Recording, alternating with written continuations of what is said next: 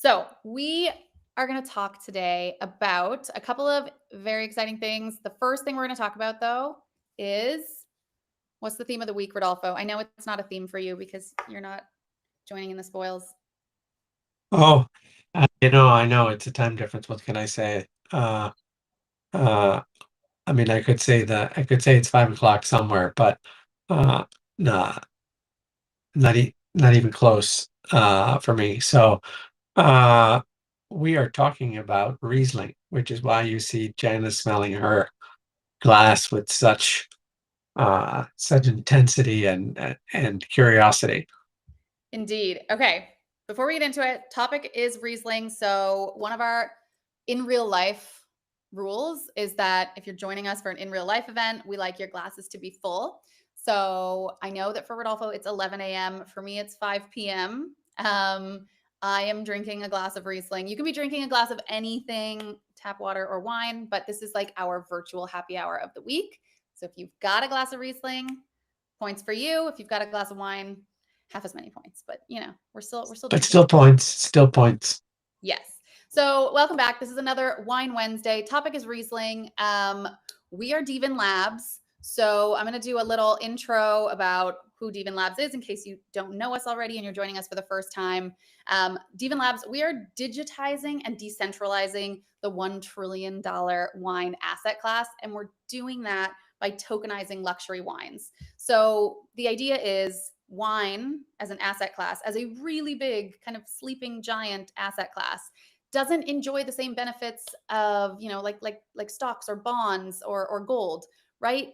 Because it's pretty much just a possession the way wine is today. The wine industry's worked the same way for like 2,000 years, and we are, you know, we're gonna.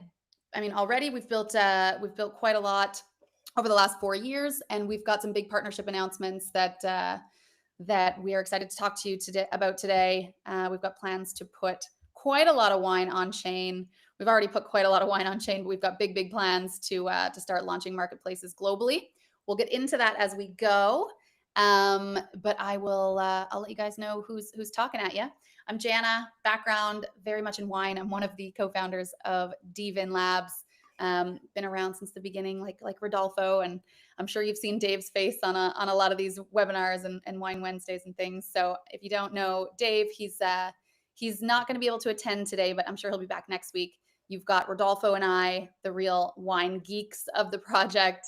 So I am For a sure. sommelier, got my WSET diploma, graduated actually. We graduated at the same time. We weren't at the celebration together, were we, Rodolfo? I think I may have graduated earlier, Oh yeah, true. but I didn't make it to the To I your didn't make own. it to the party in London. Unfortunately, uh, uh, it was quite an event from what I saw. It was good fun. It was post Corona, so it's like one of the first times that everybody got together and actually drank wine again. Good fun. So yeah, Rodolfo, why don't you give us a little bit of background? Rodolfo always undersells himself. I will tell you that right now. So let's hear Rodolfo. Yes, this is I have no wine qualifications. I No, I'm just kidding. So I also have done the diploma level of WSET and gone onward to pursue studies at uh, the Masters of Wine. Uh, and so you could call me a bona fide um, wine wine geek, and I have uh, an interest in an interest, or rather a background as well, in the wine industry in multiple segments, from retail to importing and wholesaling, uh, to innovation and tech uh, now. So uh, that's uh, that's me, and I'm if I'm selling myself short, I Also, apologize. I'm going to interrupt you. Rodolfo is also the he's like our secret weapon at dVIN. So we have a private club, Club dVIN, And Rodolfo is the guy who finds all the craziest bottles, like old library releases of stuff that you would just absolutely never have access to unless like it's hard enough to get access to rare investment grade wines. Like you either have to know someone or you have to have been on an allocation list for like 15 years, or your father or your grandfather or your great grandfather had to have an allocation. Rodolfo is really, I say secret weapon and I mean it. He has been the guy behind sourcing all of our incredible finds for our members. Always pristine sourced wines, and he's getting them to our members for like 15% under market value. So secret weapon, underselling himself. And I'm a ninja, and yeah, do our best for our members and for all of our events, yeah, making sure that we can get investment grade wines under market value uh, good and guy to know. providing a real upside. Good guy to know. So speaking of wine, we usually do kind of the first half of these is more about wine because we are first and foremost a wine company. We are a wine technology company, obviously, making use of blockchain and smart contracts and tokens and all of this great stuff to kind of bring wine into the future. And solve problems that have never been able to be solved with Web 2 solutions. But we want to talk about wine for the first little bit, and then we're going to bring on a guest. We've got a guest who's going to join us in about 20 minutes, Lou Kerner. Lou and I have had so much fun all over the world doing events. Lou is probably one of the most connected people that I know. Everywhere Lou goes, there's like a following behind him. He's like the I don't know, Pied Piper. But Lou is the founder of the wildly popular CryptoMondays Collective. I think it's still the largest crypto meetup group in the world. I can't imagine there's anything even close to the size of it. No, So he's going to be joining to talk about an event that we are doing. Well, he's putting on an event in Paris on Monday, and we're going to be there, and we're going to have a little speaking slot to talk about some of our cool AI stuff that we've got going on. But Lou's going to join us halfway through. So for now, anybody who's interested in Riesling wine in general, this is going to be the wine part of our virtual happy hour. So, Rodolfo, one of the things that I was thinking about when I was looking at the topic for this week was when I first started learning about wine, and everybody used to like throw around the term noble grape, like Riesling is a noble grape. What's the deal with that? What are the noble grapes and why are they noble? Do you know? I'm putting you on the spot because you are putting me on the spot. I remember have wondered. Grape, right? And Pinot Noir and Riesling. I think I know for sure, having wondered the same thing, being like, do these grapes wear capes? Have they been knighted? But and I know to have known or the exact definition, but I think we are talking about the classic varieties that most of you know are defined by their potential for extremely high quality and have then gone on to pop up not just in their original home land, but elsewhere in the world to gain critical acclaim. Nailed it. So I just asked, and also anyone who doesn't know our AI, we've got a really freaking cool, like the world leading wine AI for sure. And I just, while I put you on the spot, I was just asking Wine Guy, our kind of pocket sommelier, who's on Telegram and is public. I just asked him what's a noble grape, and he told me there are traditionally 6. I thought there were 7. It's Chardonnay, Sauvignon Blanc, Riesling, Cabernet Sauvignon, Merlot, and Pinot Noir. But they're basically, by definition, grapes that are known for their ability to express terroir, produce age-worthy wines, and perform well in both old and new world regions. So you kind of nailed it. And Riesling is so interesting because I always get people who tell me I don't drink Riesling. And it's like, calm down, first of all. You don't know what you're talking about. That's the first thing I think. If you tell me you don't like Riesling, I'm like, you don't know anything. Stop it. Yeah. And I'm sorry if you're one of those people, but you need to stop reading the headlines and think about it. Do you agree, Rodolfo, or am I being too sassy? I'm not even sure they're reading anything. I think they were done a disadvantage. They're victims. They're They, victims. Don't be a they, victim. yeah, I think so. They were poured uh, a glass of some blue bottled, Oh, uh, cat. uh, Oh, yeah, some blue bottled Liebfrau milk or whatnot. These mass production wines, which weren't actually even Riesling. They were majority blends uh, uh, from Germany in probably in the 70s and 80s. The wines still persist. You can find them, but I wouldn't encourage you to chase after them. And if that was your experience, I wouldn't blame you. Sweet, uh, and otherwise unremarkable grapey juice. Uh, but that's not Riesling. so It just isn't. right. So this is one thing. If anyone has ever told you that, or you, Rodolfo, or if anyone has ever told anybody, like, I don't drink Chardonnay, or I don't drink Riesling, or I don't like red wine, like, I hear this so often and it just drives me crazy because you have been made a victim. It's true. And I think with Riesling, probably one of the things that has happened is, like you said, Rodolfo, someone's been poured like a really cloying, sweet, really low quality wine. And actually, I know you mentioned Liebfraumilch, which is what you get a lot in North America, and that was something that was actually created for export only. Like, people in Germany did not drink that. I live in Germany and I've worked in Germany in the wine industry for 9 years. Doesn't exist here. Like, that wine was literally made post-war for the sweetness profile or the palates of Americans. And I also think it's funny because a lot of, I'm North American, right? I hear so many of my friends say, like, I can't drink it, it's too sweet, and then they sit there and drink like Coke, and I'm like, what? Like, this is so, anyway.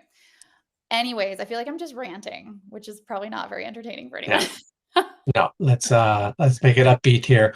Let's make it upbeat. So, if you think you don't like Riesling, try again. One of the most impressive things about this grape, like we were talking about, it's a noble grape, which means that it has incredible ability to express its terroir, which is a little bit more advanced if we're talking about wine and trying to explain it. But one of the things that I want everybody to take away from this is, when you're tasting a wine, you have to smell the wine. I know that sounds really obvious. Anyone who goes to a wine tasting, the first thing they tell you is, like, look at the wine, smell the wine, taste the wine. There's three things that you have to do, right?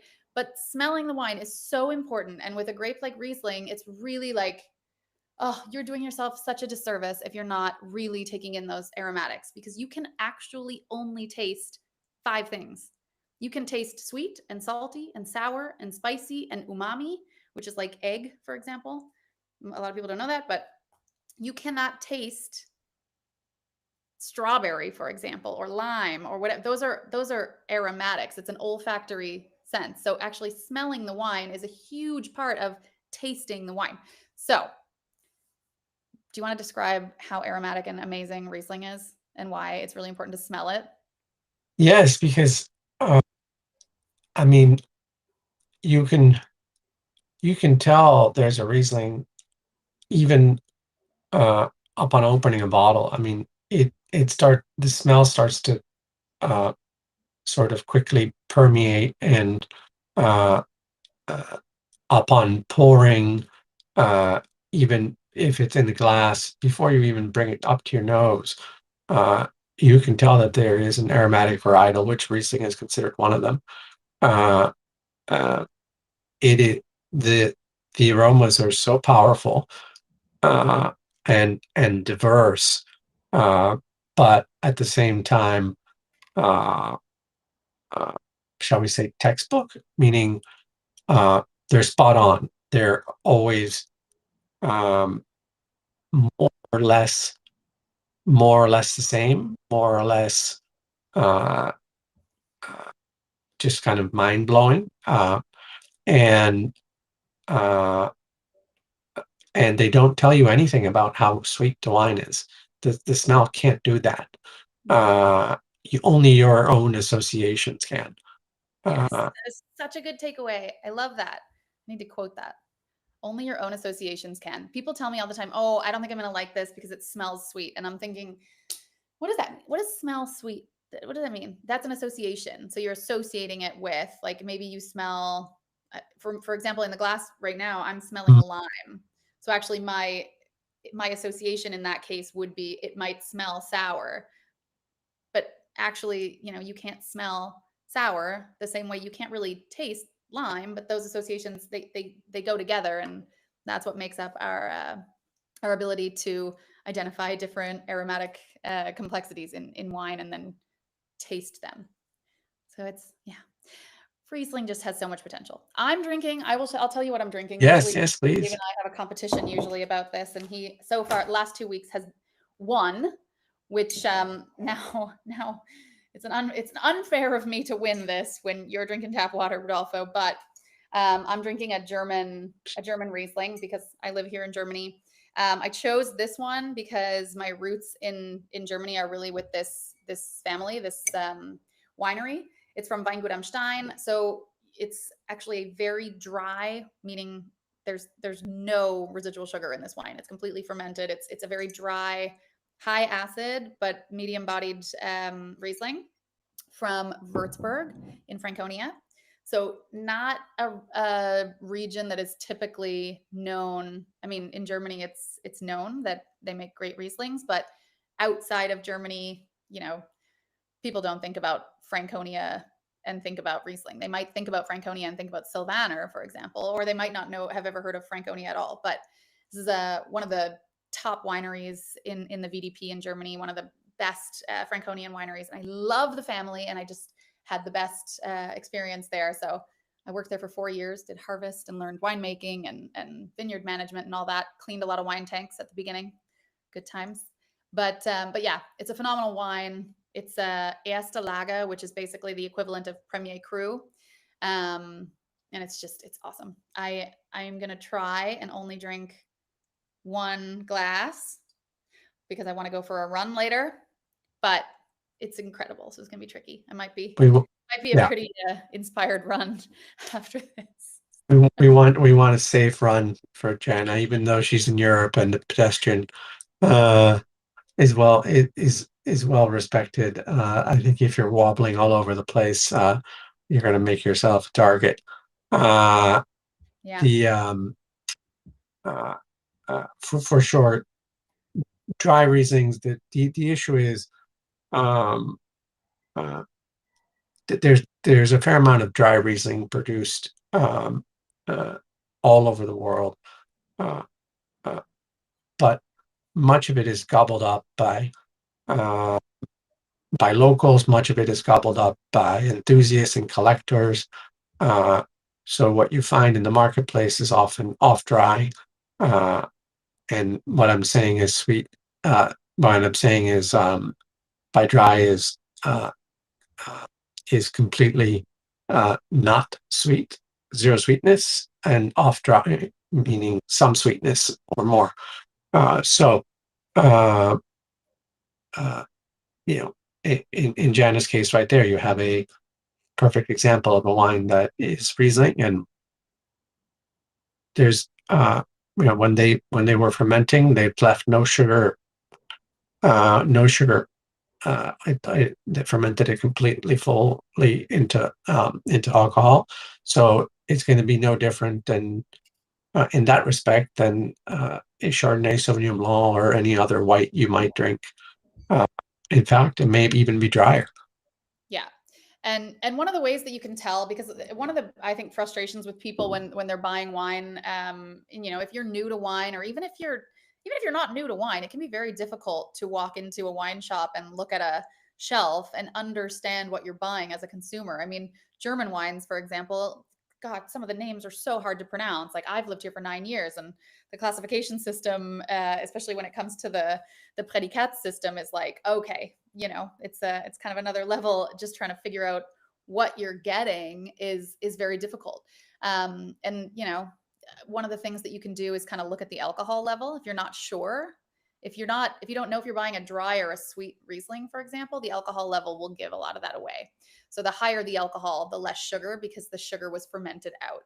If you have anything under 10%, you're probably looking at a wine that's got a decent amount of residual sugar, which in Riesling is not really a big deal when it's a well-made Riesling, which is mostly anything that you're going to get. Like they're not going to, well, I don't want to say they're not going to import poor quality Riesling because we talked about the Liebfraumilch, but one of the great things about Riesling is that it has a really high acid level. So when you do have a certain amount of residual sugar left in the wine, it's like a natural balancer. It's so like zippy on the palate, and it's just it's very refreshing. So yeah, Riesling is one of the grapes that can really handle that sugar. And it's famous even to when they're trying to ascertain people's blind tasting skills to put different Rieslings in a lineup and to see if they can discern how much, if any, residual sugar is left in the wine. And often people will mischaracterize and believe that the wine is much drier than it actually is. So there could be residual sugar left in the wine, but you can't tell because the acidity levels are so high that they render that to be they render that sort of irrelevant almost. Yeah. Okay.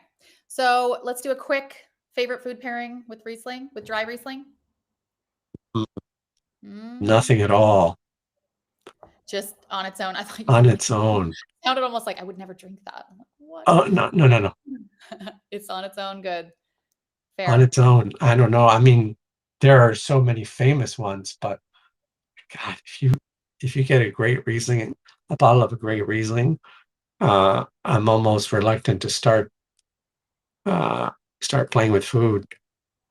Yeah, it's true.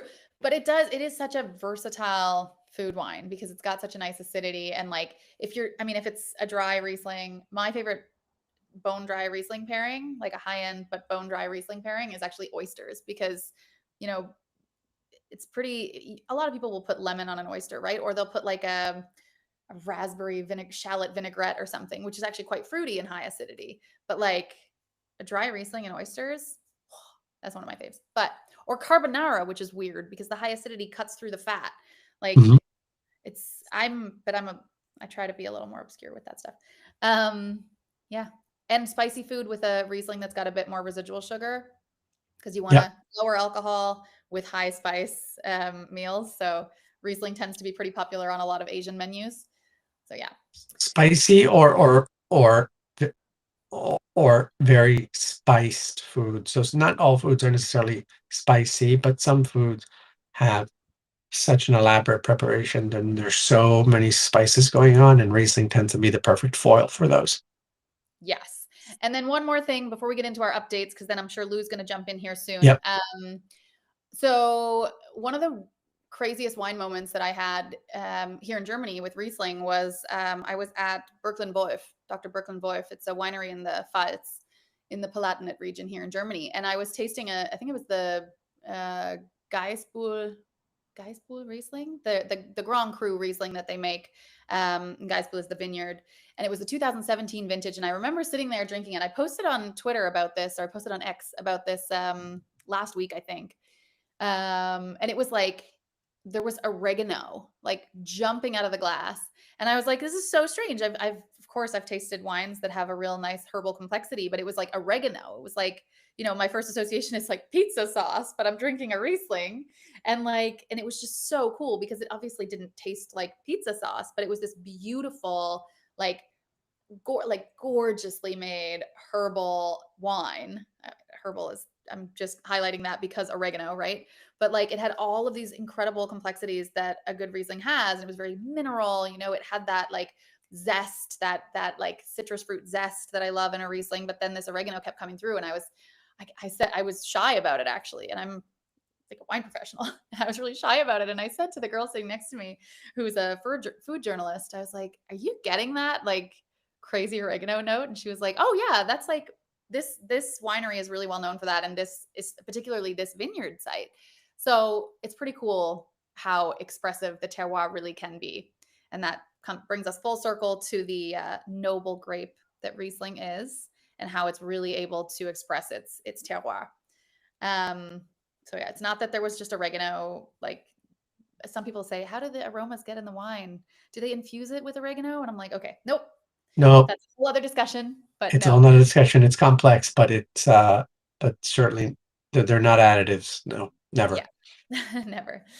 Okay, Rodolfo, should we go through some dVIN Labs updates? Yeah, let's do it. Let's do it. Okay, so I'm still doing okay when it comes to my run later. Yep. See what happens. I don't know what happens off camera, but yep. Yeah. Yeah. Okay. That really makes me want to tell a funny story, but no, we're going to get into the dVIN Labs updates.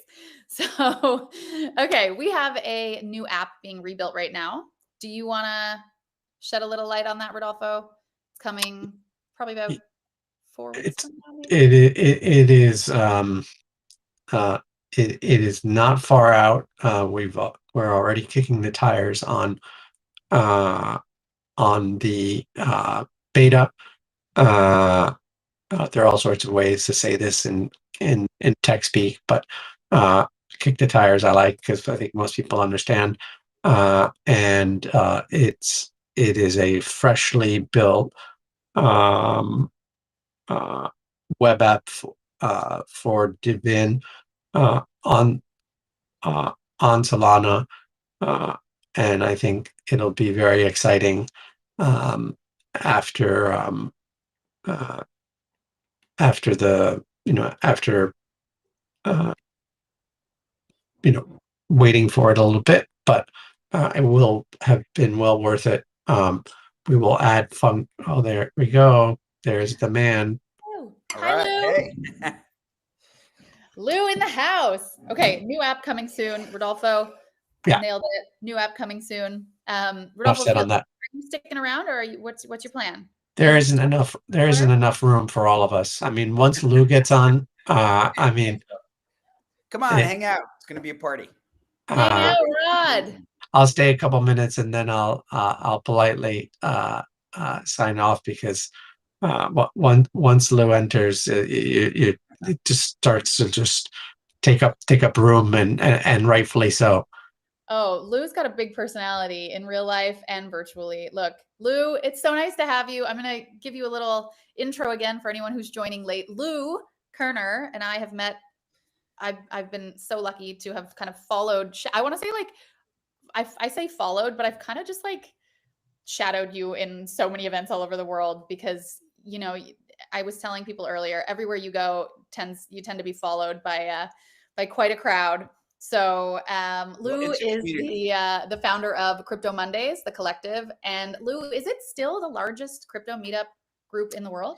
Yeah, definitely. And I think our lead is growing. We're up to, we had 2 new chapters start this month, one in Baltimore and Belfast. In Belfast? Yeah. So that one actually is being run by a team including Techstars.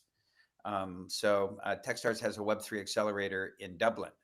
And so they're going to switch off between Dublin and Belfast. Cool. Yeah. Okay. Sounds like I have another excuse to get back to Ireland. Exactly. Awesome. And you were just in Tel Aviv, right? I was just in Tel Aviv last week for Crypto Mondays. And this week I had the pleasure of visiting my 37th chapter, Crypto Mondays Porto. And you're still there, right? Exactly. Do you have a glass of wine? I actually do have a bottle, and I'm sure I've got a glass here.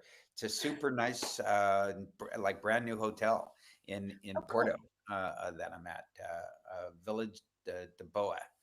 So give me a moment. I'm gonna go get some wine, man. Yes, exactly.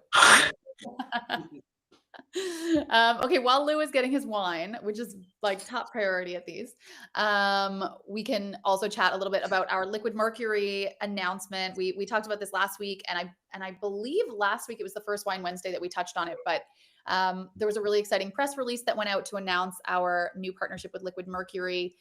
So what's it all about? We are basically, it's been news for 2 weeks now, but we are going to be building a global order book for wine, which is super exciting. We've got channel partners that are going to start popping up. Liquid Mercury is going to be powering all of these marketplaces, and we've got partners that are going to start popping up all over the world. We've got big plans to put $100 million worth of wine on chain this year. Next year, about $250 million worth of wine on chain. And then by the end of the following year, we'll be at about $1 billion worth of wine on chain. Whenever I say 1 billion, I feel like I have to do this. I don't know if is that just me? Yeah. I don't know. Is it? No. No, I'm just kidding. Yeah. Also, don't pretend you haven't gone down the old Austin. I've seen it. I've seen the movie. Look at this, Lou. Do you know what? Those winemakers make me aggressive. I don't know. It's like I need to have one of the Somm things. Look at it. You went right through the foil. I need to give you a lesson. Please, yes, please, I need a Lou. lesson. Lou. Let's see. What are you drinking? Tavedo. It's Douro, which is a region that's supposed to be really incredibly beautiful in Douro. Yes, the river in Porto is the Douro River. Yeah, flows into the ocean. Vintage 2022. What's the wine called? I'm asking our AI. 2022 Taver. What did it say? Tavedo. There's nothing wine guy won't know. And by the way, you can ask it about wine and food pairing and tasting notes. So a lot of what Jen and I were talking about earlier, it's all there. Yeah, we've got some really, really cool. Hey, Lou, have you tried our wine AI yet? I'm going to show you on Monday. Yeah, I would love it. What's it called? Well, it's called Bacchus, but we've got 2 versions at the moment. So we've got like 38,000 monthly users right now using our Telegram AI. It's super cool. Wow. And I just asked it about the wine that you're drinking, and it just in like a second, it says, 2022 Tavedo DOC Douro is a red wine from Portugal's Douro Valley, a region best known for its port wines, but increasingly celebrated for its high quality dry reds. And then it's given me. I was just going to say, the first thing I was going to say is it's dry. Okay, perfect. Oh, yeah. So apparently you should be tasting aromas of ripe red berries, plum, subtle floral notes, hint of spice. Does that make sense, Lou? Yeah, that's got you read my mind. Yeah, I'm sure. I'm sure you're such a pro. Sweet. So Lou, we're going to be doing an event together very soon. Again, yes, in days. In just days. When was the last time I saw you? Dubai? Oh, come on. We must have seen each other since then. That was like a year ago. No, it can't be a year ago. No. I'm sure you've seen each other recently. I was going to say, I feel like I see you all over the world. And whenever I travel, I feel like I see you. So. Was it? Oh, no. It was in Singapore, probably. Oh, true. Okay, yeah. But still. So like. Yeah, that was like 5 months ago. Yeah, 6 months ago. Yep. It's been a minute. God, that's half a year. Jesus. Oh my God. So Lou, tell us what you've been up to lately. Let's give you a spotlight. So, Crypto Mondays, we're up to 59 active chapters. That's going great. The collective, the decentralized advisory firm we started June of 22. We're now more than 300 Web3 experts. And we have so many Web3 experts. We started building our own stuff. And the first thing we built was an AI Web3 accelerator. We've had 2 cohorts of that. And now we are building a community management AI agent. Wow. And we're open sourcing it. So the idea is we want everybody to use this platform. And we really think by leveraging AI, we'll finally be able to get better at token economics and governance and consensus. And we started the Decentralized AI Agent Alliance to help work together with others who are building decentralized AI agents. And let's solve, we're all trying to solve the same problems. Let's solve them collectively instead of in silos. And we're now 63 active members, including Club dVIN. You've just not been busy at all then, huh? Yeah, exactly. I love that you just touched on. There's a moment happening, right? You can feel it. No, seriously, you really feel it, right? Yeah. I think it's interesting what you just said about silos, because that's a big thing that we're trying to solve by, not only with AI is actually a large component of what we're building, but the wine industry is so already notoriously fragmented and decentralized. But one of the big problems is you've got all these projects, that are starting to put wine on chain. And a lot of times it's just exacerbating the problem because they're building silos. So it's like, why isn't this a collective? Everybody should, these marketplaces should be talking to each other. And so that's what we really want to do is, build, like I said, with Liquid Mercury, a global order book for wine. And I think it's just really interesting what you're talking about with AI as it's a collective. I mean, it totally makes sense to, but that's how efficient markets work. And, Indeed. and both sides should benefit from that. Absolutely. Rodolfo's waving. Rodolfo. Rodolfo, thank you for joining me and geeking out about Riesling. One day we're going to do a Wine Wednesday where you have a glass of wine. We will. I'll just write the rest of the day off, and I'm happy to do it. But let's just get it on the books. Deal. Or just come over to Europe. That too. Lou and I are in Europe. What are you doing over there, man? I know. Tell me about it. All right. Thank you, Rodolfo. Bye, guys. Bye. All right, Lou. It's you and I. The amazing thing is, I'm here. Nobody's talking about tariffs here. Oh, well, my God. We did last week. Yeah. We did last week. That's a whole can of worms. And I think we will probably again next week. But yeah, I mean, maybe actually we should talk about that at our event on Monday a little bit. What's the plan? That's a good idea. I've been running around. The plan is not coalesced yet, but it will shortly. We'll have some expert on decentralized AI. The Paris Blockchain Week is Tuesday, Wednesday next week, and then Thursday they're having an AI agent called Agent X, an AI agent conference. So I'm trying to connect with a few of the people there and get some French expert to come and educate us. Nice. Excellent. Well, we're going to do a little demo of our AI, because usually when we do events together, usually I bring wine and we do a demo of the app and sort of what we built so far, our proof of concept and all of that.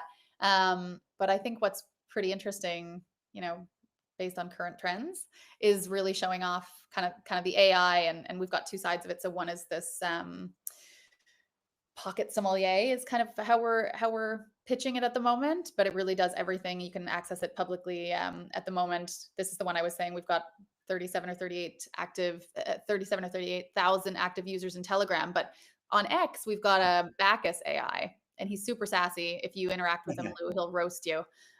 He roasts me every day. It's hilarious, but that's more like a Bloomberg terminal for wine. So more investment insights and real-time insights on major trades that are happening in the wine world today, and things about tariffs, for example. All of that has been really interesting. And he draws comparisons between, investment grade wines and crypto, which is fun. So we'll talk about that at the event, and I think it'll be kind of cool. That sounds super interesting. And so is this, how did you guys train it? So we're going to bring our lead engineer, but we've been working on it for over a year. It's a swarm of 5 agents that each kind of specialize in their own different thing. And then they represent themselves as sort of either wine guy or Bacchus, and specialize in those two kind of specialize like that. But I will let Adnan talk about exactly how he built it, along with Dave and Paul. But yeah, we'll get into the under the hood of wine guy and Bacchus in Paris.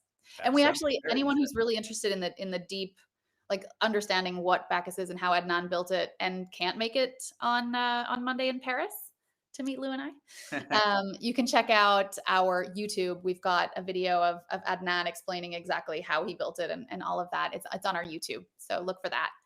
And I think it's called The Origin Story of Bacchus. And we've got some big long form articles coming out as well. So that'll be really cool. Yeah, I think this AI is the thing. Yeah, I know. And the idea too is like, eventually you'll be able to kind of upload for at the beginning, it'll be a CSV file of your wine collection, and it will be able to, it'll have a wallet address, and you'll be able to give it a budget and your risk profile and everything. And it will trade actually on your behalf. Like it'll go through your collection and it'll say, okay, drink, hold, sell, buy. Like it will come back the next day and you got a whole new wine cellar. There you go. Or you've got a list saying drink, drink, drink, drink, drink, and you got to get busy. And I am there for any of you who have that problem. So kind. You're welcome. Yeah. So, well, tell me about how your AI is built.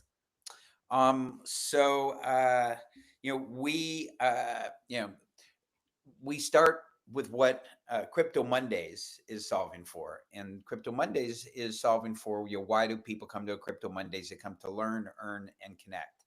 And so just to start with something, we want to give the users utility, and so we're going to be starting. They can do other things, but the real focus to start is going to be on connect. And so we largely use Luma today, and so we can ask people their LinkedIn. And so now we've got this database of LinkedIn profiles, and we've been working. And if you want, it's an opt-in. You can meet somebody, the best person for you to meet given your LinkedIn profiles. And we can connect you guys before. And so if you want to, before you go to the meetup, there's going to be at least one new person, you're going to be connected to. That's if you so choose to, right? And it's the best person.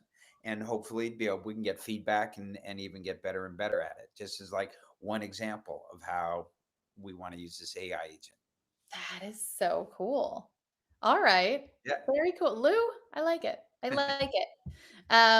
Awesome. Okay. And so are there going to be, do you want to announce anybody who's going to be speaking? Or I know that you're big on, it's a networking thing. Well, sure. I mean, what I will announce, which is cool. So are you going to, am I going to have the pleasure of also seeing you in Dubai?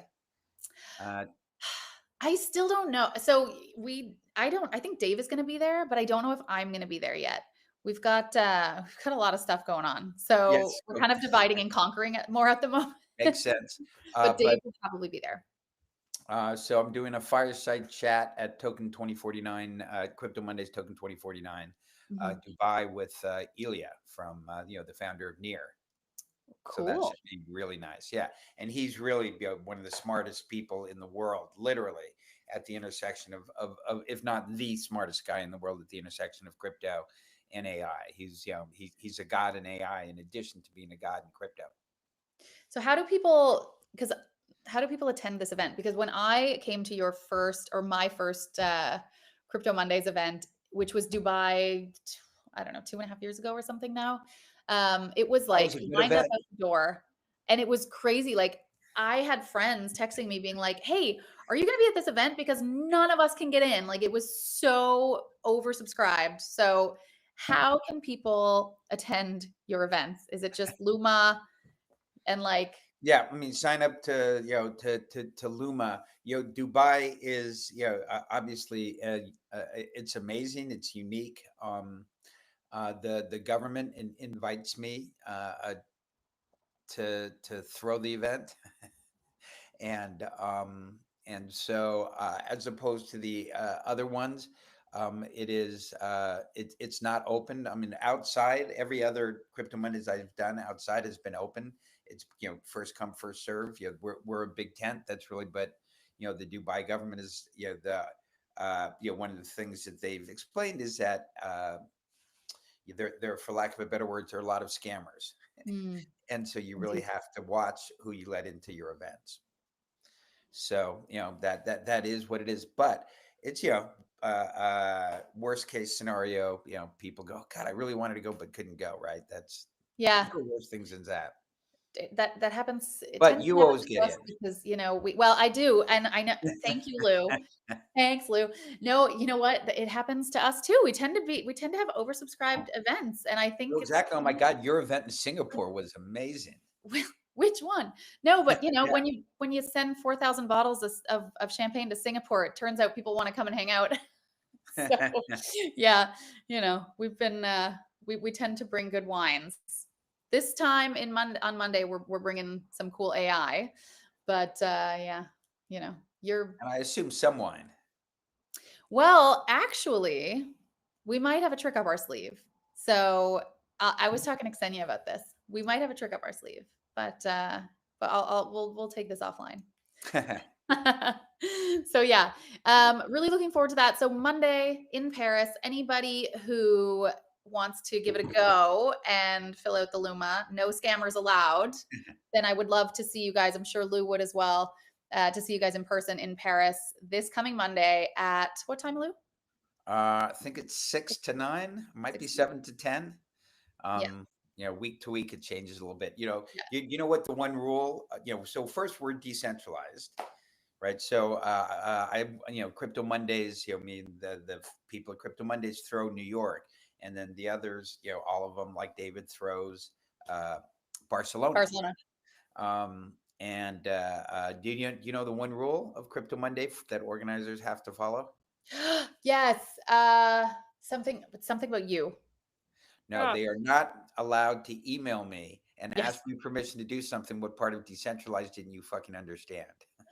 And I think that's why it's been a success, because people really do own it. Like, Yeah. it's really theirs, and we're not, we don't pay anybody to run them, so people have to figure out how to get more out of it than they're putting in. And I think any rule we would have would lessen the likelihood of that happening. People ask, well, if you don't have any rules, how do you keep quality control? And I say, well, if somebody throws a bad event, nobody goes. Fair. Fair. And there are 59 chapters now?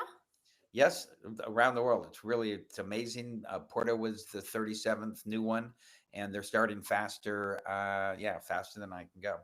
I think we need one in Düsseldorf soon. I know.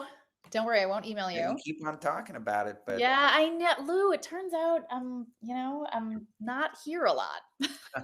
that's what I understand. Unless Yeah, there are two of you. and yeah, right. Dave's doing Barcelona pretty well though, and he travels a lot, so the pressure's on. The pressure's on. Yeah, But and every what time was I talk to him, he tells me how much he enjoys it. Yeah, and it's also like I've been so I was there and I had to fly out the night that the event was happening, but there were already people congregating at the event space like before I even got on my flight, which was like a good 4 hours in advance. And people are like, "Oh, we're here for the Crypto Mondays later." And I'm like, "What? This is so crazy." So really That's cool. funny. Yeah, Where was your first chapter? my favorite all-time Crypto Monday story, and I've been to more than 300 Crypto Mondays and have a lot of great stories, is at the second one. The first one was January 8th, 2018 in New York. And we had 300 people at the first one, and I had thrown 300. I mean, I had thrown meetups before. I'd never had 300 people at a meetup before, and it was literally the peak market cap day for crypto for 3 years or 2 years. It was literally the peak day. And the next week we had 350 and 3 TV crews coming, and so I got there an hour early just to like drink with some friends and like enjoy the moment. I know this isn't the rest of my life, but it's and about a half hour before the event started, this guy walks in with his 12-year-old son, and he tells 12-year-old son to stay at the door. He walks across the room to me. He says, "Are you Lou Kerner?" I go, "Yeah." He says, "My 12-year-old son and I drove down from Greenwich Village. He has an ICO that he wants to pitch you." And my buzz was completely killed, because I'm pretty sure if 12-year-olds are pitching you ICOs, the peak of the bubble is already behind you, which it was by a week at this point, because this is the second one. But they drove down from Greenwich. So what are you going to do? So I said, I'd love to talk to the kid. And the kid comes up and I kid you not, gives me the best pitch I've ever seen in my life. And And where's oh this my kid God, today? oh my God. And we had 3 TV crews, and the TV crews were like, who should we talk to? I'm like, oh, you should talk to the 12-year-old kid. Oh my God, oh my God, oh my God. That was Monday night. Wednesday morning, he was on Good Morning America. Tim Draper saw him and invested. Why don't I know this? Yeah, it's an awesome story. Yeah. And he ended up getting the first ERC 20 SEC approved token. Oh my God. Yes. Now, it Lou. doesn't hurt that his father's a Stanford PhD, but the kid Also, is truly like, yeah. The last time I saw him, I was actually we were consulting to the company, Pocket Full of Quarters, and actually Max, Smotritsky yeah, and I sure. were there, and like we meeting the father like 9 a.m. and meeting downstairs in their dining room. And about an hour into the meeting, the kid George, now 16 years old, walks down. He says, "Oh, hey, Luke." They actually started Crypto Monday Greenwich. And so he says, "Hey, Lou," and I go, "Hey, George," and he looks over at Max, and he doesn't know Max, and looks at me like, "Who's he?" And I go, "Oh, George, meet Max." I go, "He's the NFT expert at the collective, I say, even in a room of NFT experts, I say Max is always the smartest guy in the room. And the 16-year-old kid looks over to Max, gets a big smile, and goes, "Until now." Oh my God, I love this kid already. Exactly. I love this kid already. Oh my God. Okay, that's an epic story. That was Yes. was that the first meetup? That was the very second one. That was the second. The first meetup we had 300 people. Gotcha. The second we had 350 in 3 TV crews, and that's when I decided to blow it around the world, start your own. And yeah, it's the question I get asked the most is, what's the business model? And the business model is, the more you do for the community, the more the community takes it, multiplies it, and gives it back. Yeah. And everyone who's thrown good Crypto Mondays has been overwhelmed by what the community's given back. Yeah. Well, look, every time I've been to a Crypto Mondays, it's been so much fun and so valuable. You meet the greatest people. It's also I love the networking focus is really important. So I know you say that you have one rule, but I know that you do have another rule, and that is there's no long pitches on stage or something Well, like that. everybody gets to do what they do. Mine, the ones that I hold, when I Yeah. started it, I had no people talking, because most of the time there are people talking. I wish they'd stop. At a meetup. But it turns out you'll get like twice as many people. So now I get people that I really want to learn from. So I really enjoy it. And, I will ask questions for 20 minutes. I let the audience ask questions for 10, and I keep the formal part to 30 minutes. Everybody's happy. Lots of people have more questions. Speakers generally get mobbed. And the majority of the time is spent on the networking, which I think one of the proudest things. I have no doubt that more co-founders have met each other at Crypto Mondays than any other IRL event. Well, we've made some pretty amazing partnerships through Crypto Mondays events. So we have you to thank for a lot of things. And been great to have you guys involved. And, you guys, I feel, help us level up. So that's really appreciated.